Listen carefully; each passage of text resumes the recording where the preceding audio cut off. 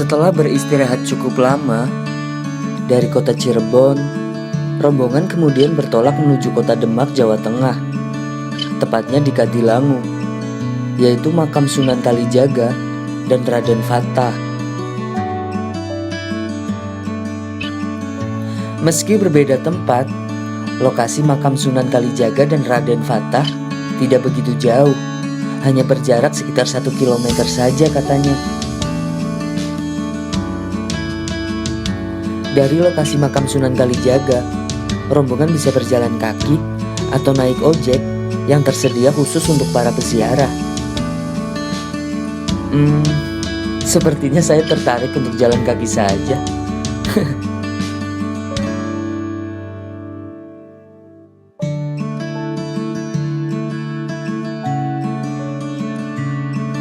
Mengenai Sunan Kalijaga, beliau adalah salah seorang dari Wali Songo.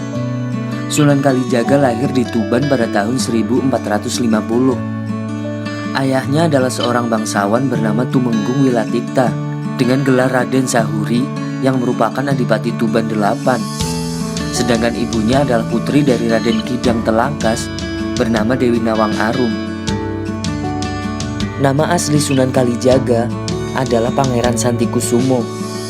Kemudian karena beliau merupakan seorang anak dari Adipati Tuban, beliau juga mendapatkan gelar sebagai Raden Masyahid atau Raden Said. Menurut cerita, sebelum menjadi Wali Songo, Raden Said adalah seorang perampok yang sangat kejam dengan julukan Berandal Lokajaya.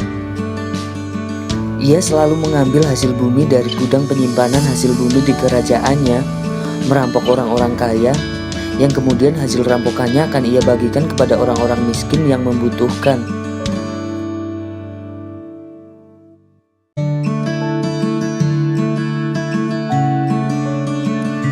Dalam berdakwah, ia mempunyai pola yang sama dengan gurunya, yaitu Sunan Bonang.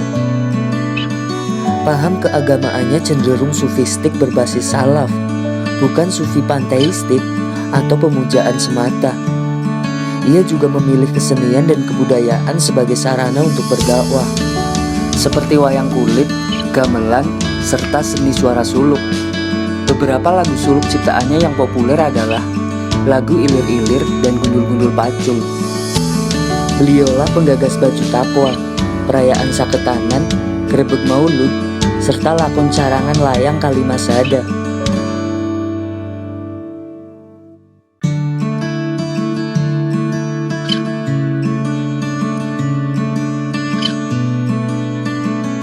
Setelah selesai berziarah ke makam Sunan Kalijaga, rombongan kemudian memutuskan untuk jalan kaki menuju makam Raden Fatah yang berlokasi di samping Masjid Agung Demak.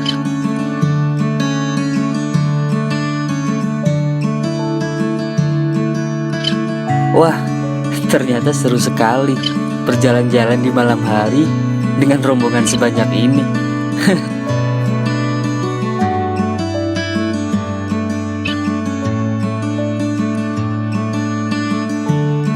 Setelah berjalan sekitar 30 menit, akhirnya sampai di depan Masjid Agung Demak. Agak capek sih, tapi seru.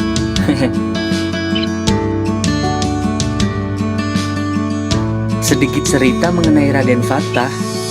Beliau adalah pendiri dan pemimpin pertama Kesultanan Demak dari tahun 1478 hingga 1518. Raden Fatah atau Jimbun mengambil gelar Sultan Akbar Al-Fatah setelah melegitimasi Kesultanan Demak sebagai penerus Majapahit dan pengangkatannya sebagai Sultan Demak oleh para Wali Songo. Babad Tanah Jawi menyebutkan Raden Fatah menolak menggantikan Arya Damar menjadi Adipati Palembang. Ia kabur ke Pulau Jawa ditemani Raden Kusen atau Husein. Sesampainya di Pulau Jawa, keduanya berguru pada Sunan Ampel di Surabaya. Raden Kusen kemudian mengabdi ke Majapahit, sedangkan Raden Fatah pindah ke Jawa Tengah, membuka hutan Gelagahwangi menjadi sebuah pesantren.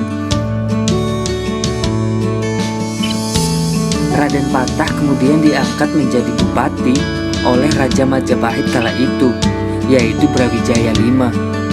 Sedangkan pesantren Gelagahwangi diganti nama menjadi Demak dengan ibu kota bernama Bintara.